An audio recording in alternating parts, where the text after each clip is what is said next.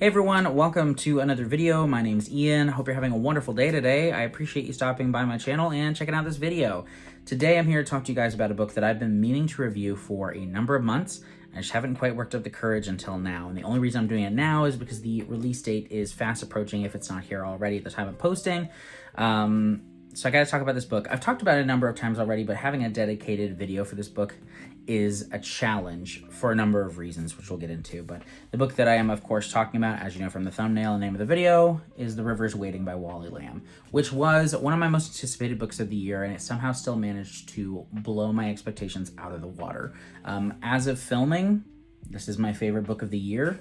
I don't know that there will be a new release that I like more than this book. I have quite a few backlog books that I've been meaning to get to for a long time that I have very high hopes for. But as far as new releases go, this one is like almost guaranteed to be my favorite of the year because it brought out something in me that not many books accomplish. An emotional reaction. I didn't like weep or anything, but I have rarely, if ever, been shaken by a book as much as I am by The River's Waiting. Before we jump in, I want to say this book is really hard to talk about without spoilers. So I'm going to try to keep it as absolutely vague as possible. However, if you want to go into this book with no spoilers whatsoever, I'm going to right now pitch it to you as spoiler-free as possible. And then later in the video, I'll kind of delve into a little bit more of what you can expect from this story, just so you're ready. Because, yeah, this is a book that has some pretty heavy triggers, and I want people to know about it if it's something that will be too much for them, and also to know what kind of story you're getting. But at the same time, if you want to just take my word for it, that this is an amazing book, then I will tell you about it, and you can just go read it. Trust me. But here we go. This book follows Corby, who is a young man, maybe 30-ish, I want to say, at the start of the novel. This starts in around 2018, if I'm remembering correctly. And Corby is struggling. He's having a really hard time. At the start of the book, he has lost his job a little bit ago. He is a new parent who's adapting to parenthood, and it's a bit of a challenge. He's raising twins with his wife, and with those two things, the stresses of trying to find a job, having lost his job under kind of some interesting circumstances, all these things kind of combine to get him to a point where he has now come to rely upon substances that he abuses, alcohol as well as different medications that he has been prescribed but is taking much more than he should be. That's the setup for the novel, and very quickly something happens. A tragedy occurs because of his addiction, and the rest of the book is this journey of all of his dark secrets coming to light, not being disguisable whatsoever, and the consequences of those actions and his secrets, as well as his path to redemption or whether or not he can be redeemed. That is the whole point of this story. And really it's about substance abuse and addiction, and how addiction creates these ripple effects and doesn't just affect one person. It affects a lot of different people in a lot of different ways, and how trauma can have this chain reaction that ultimately leads to other things that are not anticipated. So that's one of the central themes, but additionally the story is about the difficulties of life that people experience, and how tragedy and grief and pain are just a part of life, and how sometimes those things are massive to one person, but go unseen by other people. It's about all those different things and a whole lot more. This is a story that is such a journey and is such a traumatic experience, is somewhat cathartic. I'm not going to say that it's a fully healing journey. Like at the end of it, I felt raw at the end of the story.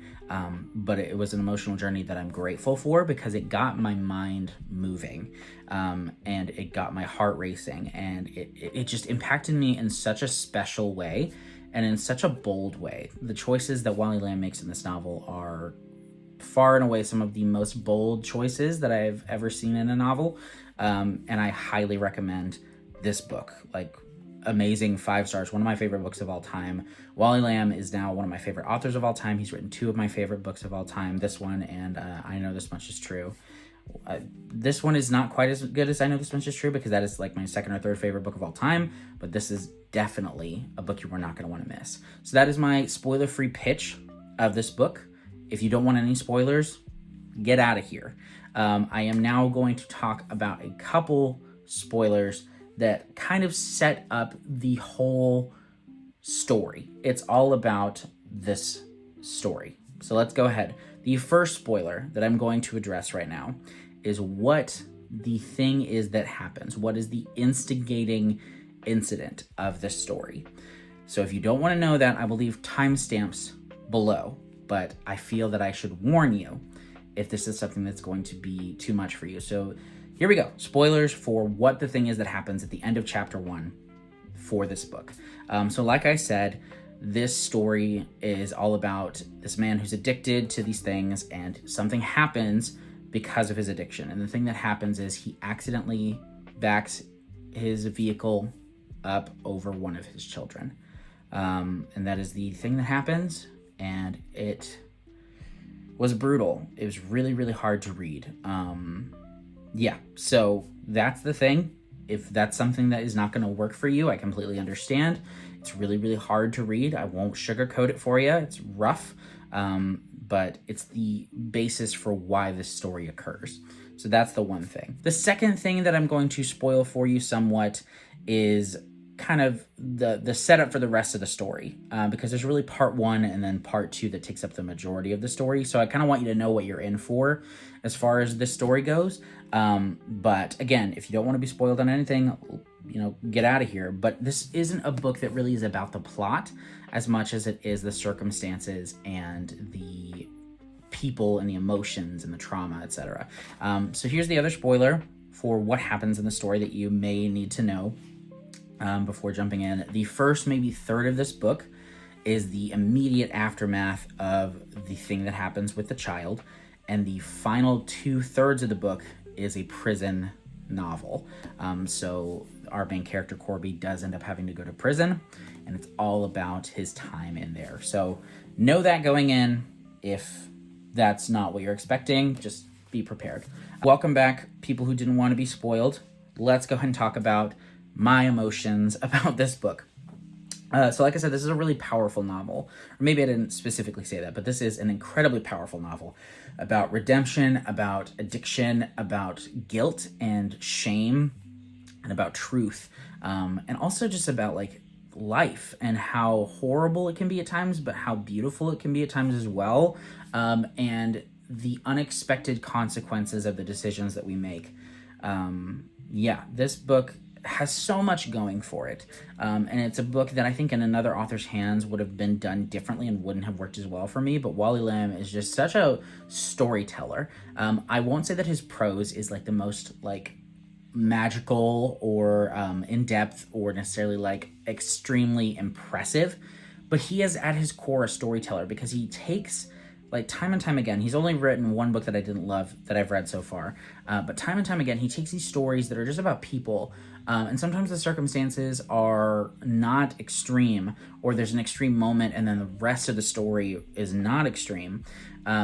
It's really the way he tells his stories and the way he depicts these characters and their struggles and their emotions and everything. It's just so compelling. Like, I don't physically read nearly as many books as I would like to these days, because I have 2 young kids and audiobooks just are the easiest way for me to consume media right now. But I have physically read this book, and I physically read I Know This Much Is True, which is over here, and it's like 900 pages. And both times I just could not put his books down. There's something about his writing that just clicks for me every single time. And I was just so blown away by this story for a lot of reasons. Again, I do want to say this book got an emotional reaction out of me that no other book that I can think of, maybe when I was younger, got out of me. And it wasn't even tears. It was utter, like almost repulsion. Not really, but like shock, to the point that it was in the final third of the book. I'm not going to tell you what happens, obviously, because it's not the main event, but there's something that happens in the final third of the book that I literally threw the book. This thing, I was sitting on the couch, it was 1 a.m. I was trying to power through the rest of this book. Something happened, and I threw the book, And I went, no, no, no, no, no, no, no, no, no, no, no, no, no. No. And I had to sit there, like, literally with my head in my hands for, like, 3 minutes, maybe. I just sat there. And then I slowly crawled my way back to the book, and I finished reading it, because at that point I had to know what was going to happen next. Lots of things in this book occur that are just gut punches. And that's kind of like another central theme of this book, is how life doesn't really give a crap about you in some ways. It's just gut punch after gut punch. But in the midst of the beatdown, there is love and there is beauty. And you can find passions to kindle in the darkest places. Yeah. I'm sorry if this book doesn't sound like a bowl full of sunshine, because it's not. But there is something about this story that just resonated with me so deeply that, like, probably on one hand I can name the number of books that have resonated with me like this book did. And part of that may be because I'm a father. I don't believe so, like, entirely at the very least. I think if I wasn't a father, this book would still impact me very powerfully. But this is just about so many different human struggles. And I love this book deeply and dearly. And I hope that you have the courage to read it, because it is a book that does take courage to read. But it is so worth it. And there's so many other things that I wish I could say or that I want to say about this book. But ultimately, I'm just here to tell you that all of the things I described, all of the darkness, all the pain, all of the trauma, all of it, this book is worth it. It's worth it. It's a book that will stick with you, regardless. I think there's some things about this book that will be divisive, but I would be shocked if you could read this book and just shake it off, because it is a story that will just get under your skin and stay there and will change you in some ways.